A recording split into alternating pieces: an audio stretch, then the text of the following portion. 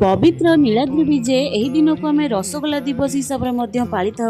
विगत 9 दिन लीलाखेला पर प्रभु श्री जगन्नाथ आज निजर रत्नवेदी को फेरिला बेले सिंहद्वार रे माँ लक्ष्मी तांकर रास्ता अटकई थांती, कारण से रथयात्रा को तांको साथी रे नेइकिरी जाई नथिबारु सेथिपाई माँ लक्ष्मींकर मानभंजन करने महाप्रभु तांको रसगोल्ला भेटी हिसाब रे देई माँ लक्ष्मींकर राग को शांति करने को चेष्टा करथांती आमर महाप्रभु। आ सहित सबुठु गोटे बड़ दुखर कथा होइछि आमर कोटी ओडियार मौड़मणि जे भक्तगणरू तांको भाई भौणी को नहीं पुणी फेरी जिबे निज रत्न सिंहासन को। पुणी से गोटे वर्षर अपेक्षा पुणी केबे रथयात्रा आसीबो, आम पुणी महाप्रभु आसी भक्तगण रे विराजमान हेबे। हे मणिमा जाओ तुम्भे तुम्भ रत्नवेदी को, माँ लक्ष्मी चाहि बसिचंती परा तुम्भ बाट को।